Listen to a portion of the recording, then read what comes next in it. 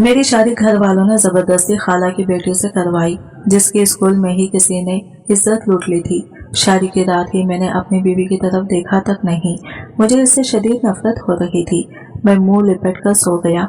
आधी रात को अचानक मेरी आंखें खुली तो देखा वो पलंग के पास जमीन पर बैठी किसी चीज पर झुकी हुई थी।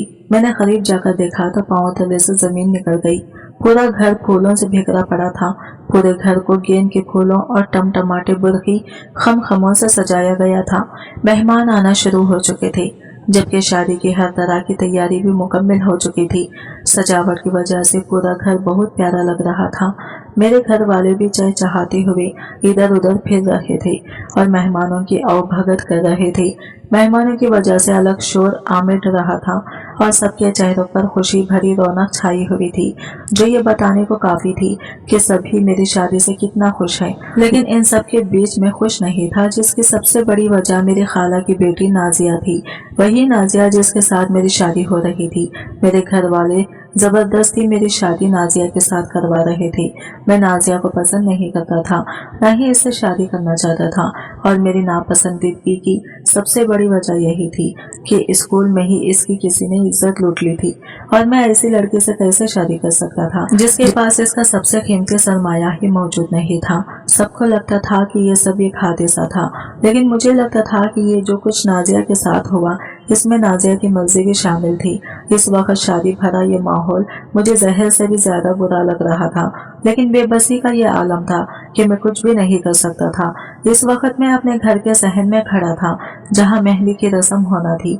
यहाँ खड़े खड़े मुझे अपना वो बेबसी भरा दिन याद आने लगा, जब यहाँ ही खड़े होकर अम्मा ने मुझसे मेरी नाजिया के साथ ही शादी की बात की थी, जिस पर मैंने दो टोक इनकार कर दिया था। लेकिन मेरे इनकार को किसी खातिर में नहीं लाया गया था।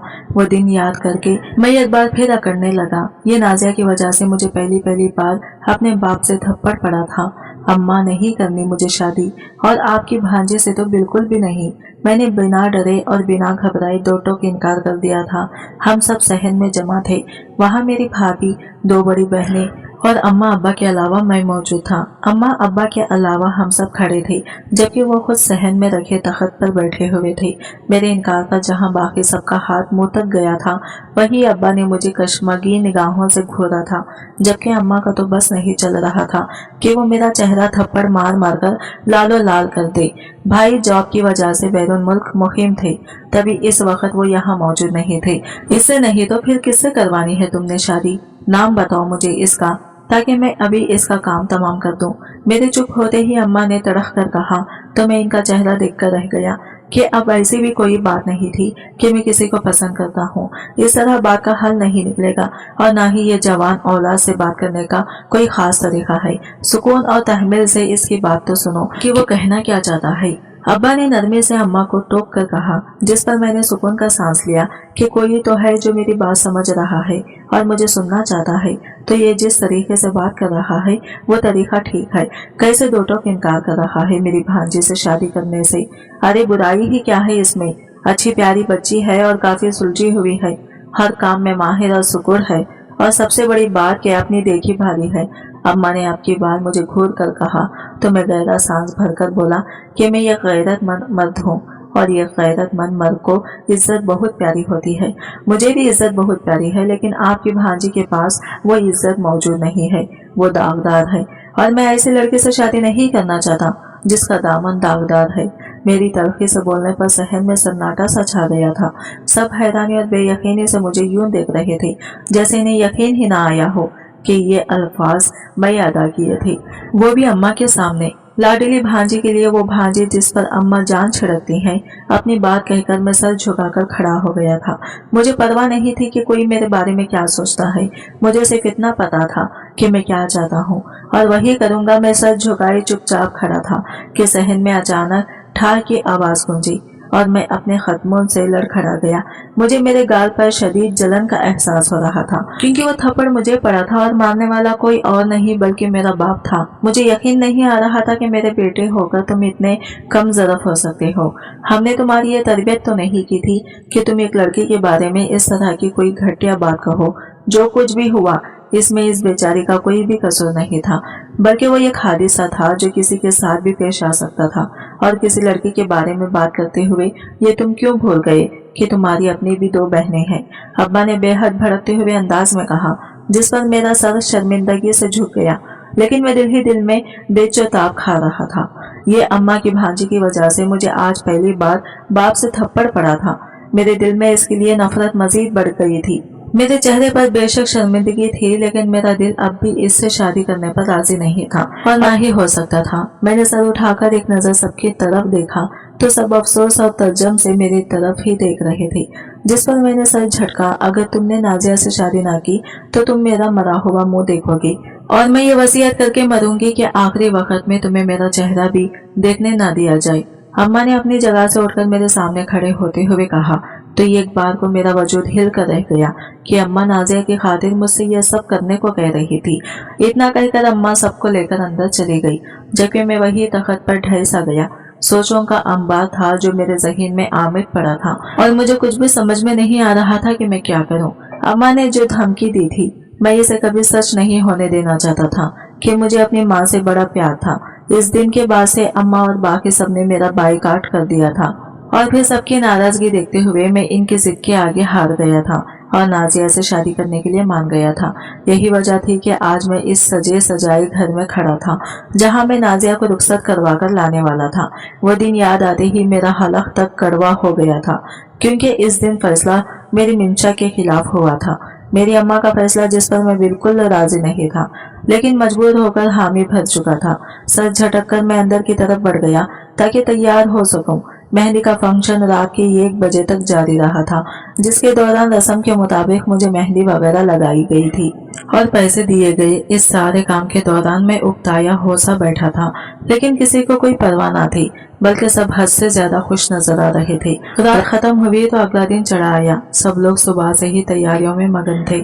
ऐसे खासो खास तैयारी की जा रही थी जैसे हम किसी आम लड़की को नहीं, किसी शहजादी को ब्याह कर ला रहे हैं। और ये सच था भी, मेरे अलावा वो सबके लिए शहजादी ही थी। मेरे दिल में तो इसके लिए सिर्फ नफरत और कराहत मौजूद थी जो शायद कभी खत्म नहीं होने वाली थी। और फिर वो वक्त भी आ गया जब मैंने निकाहनामे पर साइन करके इसे हमेशा के लिए अपनी बीवी बना लिया और जाने कौन कौन सी रस्में अदा करने के बाद मैं इसे रुखसत करवाकर अपने घर ले आया, जो कि ना सिर्फ इसका ससुराल बल्कि इसकी खाला का घर भी था। कुछ रस्में अदा करने के बाद इसे मेरे कमरे में पहुंचा दिया गया कि रात काफी हो चुकी थी और सब थक गए हुए थे। मैं बाहर शहर में चला आया कि मेरा कमरे में जाने का बिल्कुल भी दिल नहीं कर रहा था, खास तौर पर अब जब वहां नाजिया मौजूद थी, वो लड़की जो अपनी इज्जत महफूज नहीं रख सकी थी।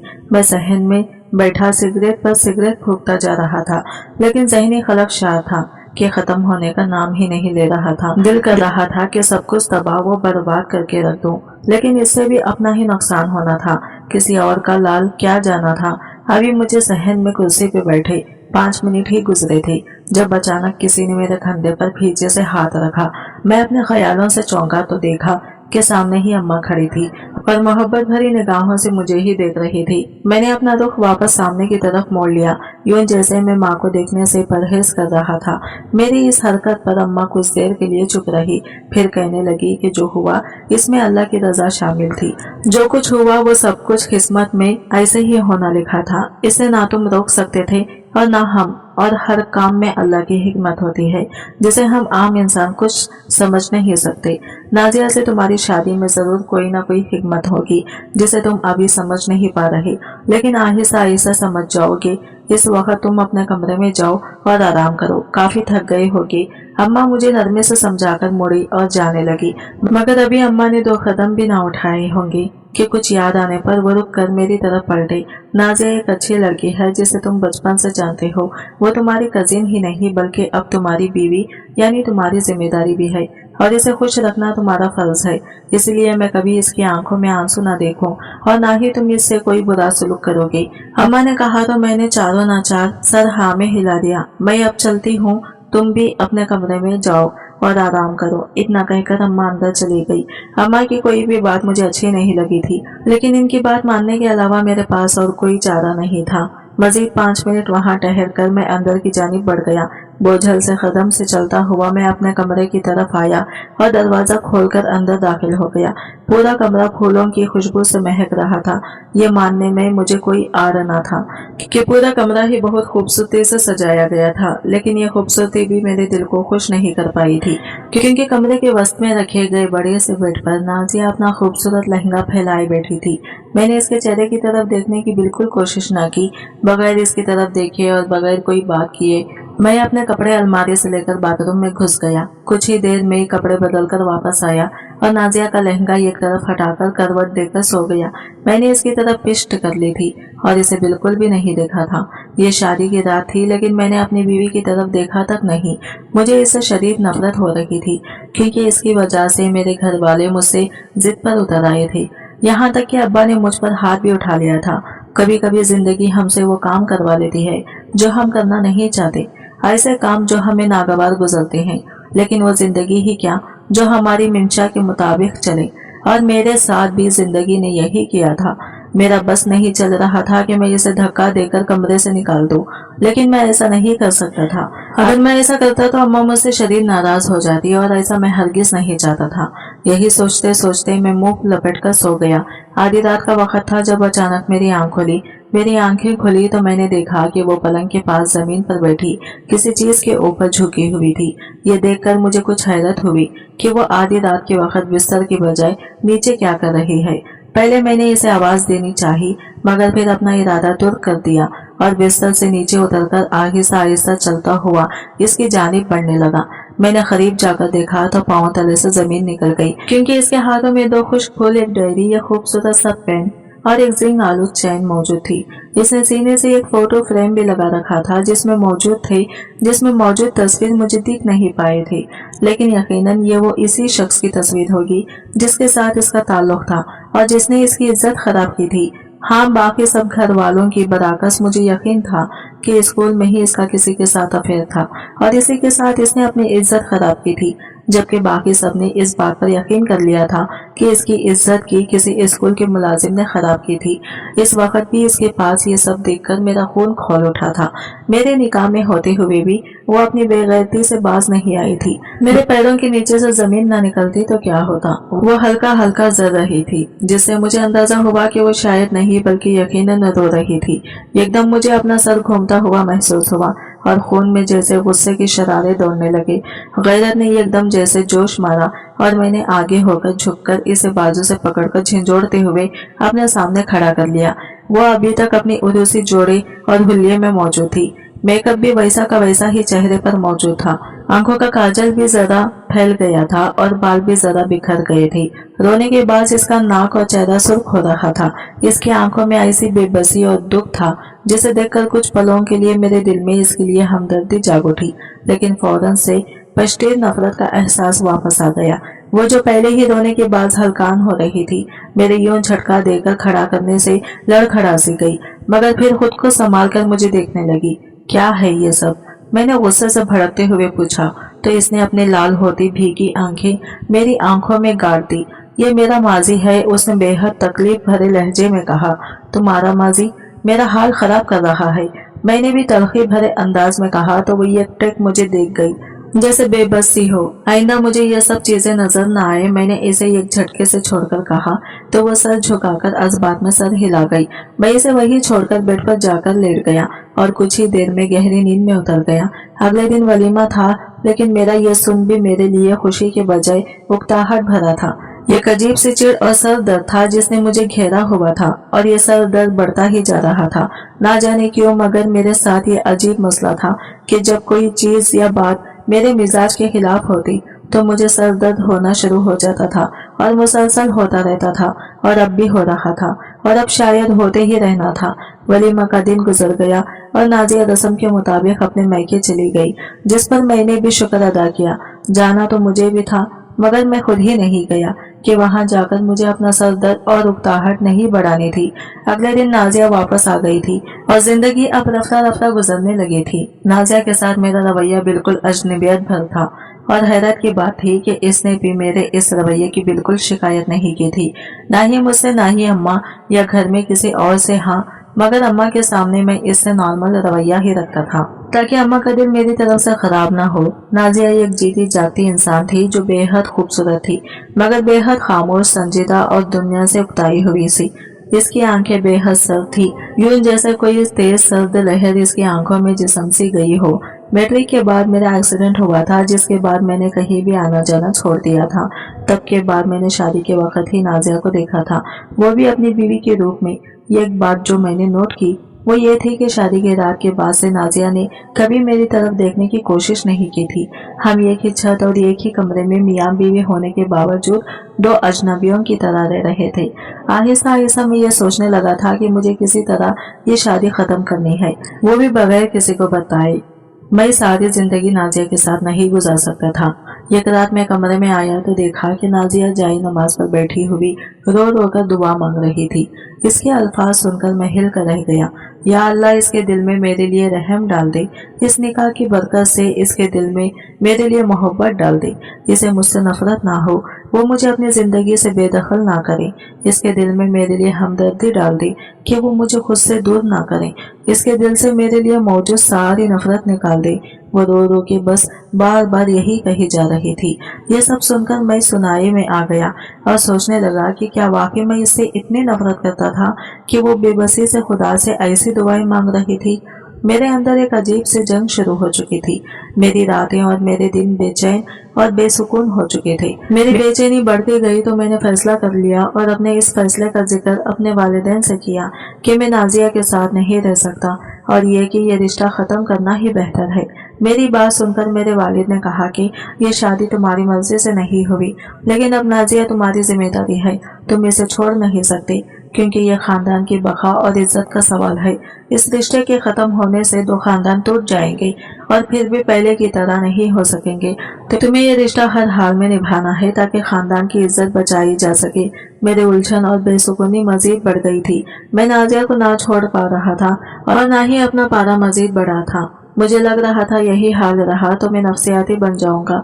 नाजिया के साथ मेरा रवैया बेहतर किया होता, बल्कि बस से बदतर होता जा रहा था। वो हर वक्त ख्यालों में डूबी रहती, किसी बात का जवाब भी हूँ हाँ में देती। इस पर किसी रोबोट का गुमान होता था जिसमें ना जज्बात है ना एहसासात, जिसकी वजह से मुझे इससे मजीद चिढ़ होती।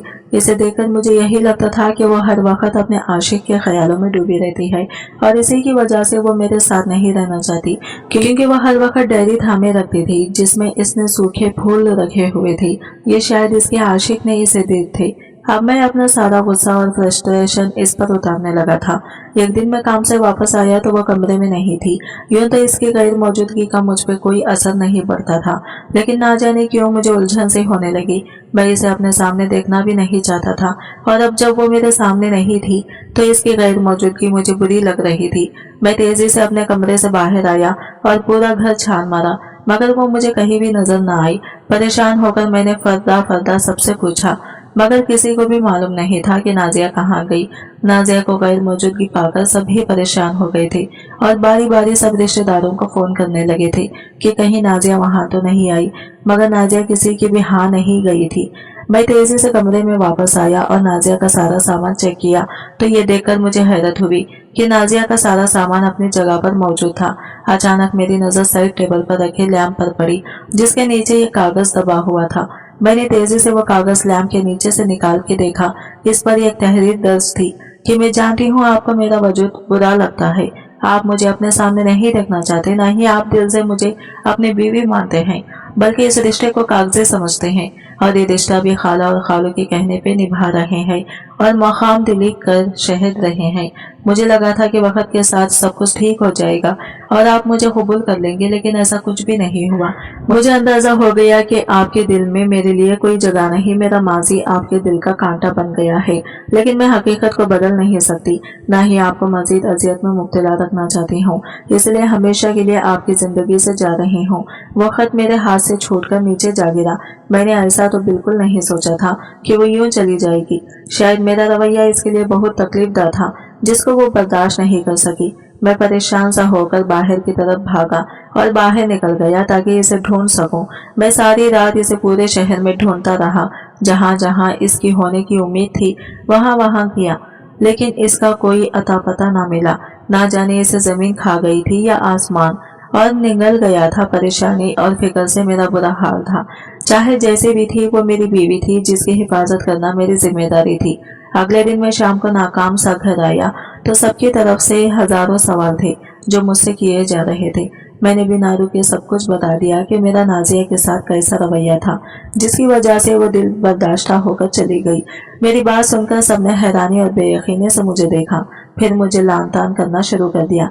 सब कुछ तुम्हारी वजह से हुआ। पहले तुम्हारी वजह से इसकी जिंदगी बर्बाद हुई, इसकी इज्जत चली गई, वो गुमसुम हो गई, मरने की कोशिश करने लगी। तुम्हारी वजह से वो आगे पढ़ नहीं सकी, डॉक्टर बनने का अपना ख्वाब पूरा नहीं कर सकी, लोगों से डरने लगी, लोगों की बातें और ताने बर्दाश्त करने लगी, और अब तुम्हारी वजह से वो दरबदर हो गई है। अम्मा ने चीखते हुए मेरे मुंह पर मुसलसल थप्पड़ बरसाते हुए कहा तो मेरा जहन साए साए करने लगा। भला इसकी इज्जत जाने में मैं कैसे वजह बन सकता था? मेरी वजह से भला कैसे ये सब हुआ?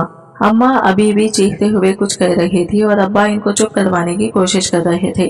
अचानक ना जाने क्या हुआ कि मेरे सर का दर्द पड़ने लगा। मेरी आंखों के सामने धुंधला धुंधला सा मंजर लहराने लगा।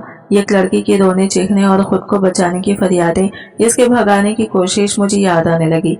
दमकर ये सब कुछ बहुत भयानक था, क्योंकि वो जिस बेचकर भाग रही थी वो मैं था, जो इसे पकड़कर इसकी इज्जत खराब करने की कोशिश कर रहा था। वो मैं ही था, फर्क बस ये था कि अब मैं जवान जहां मर्द था, जबकि तब एक 10 एज का लड़का। ये अंशकाफ मेरे लिए जानलेवा था कि नाजिया की बर्बादी का जिम्मेदार मैं था, और फिर इसको कसूरवार समझने और इस पर जिंदगी तंग करने वाला भी मैं ही था।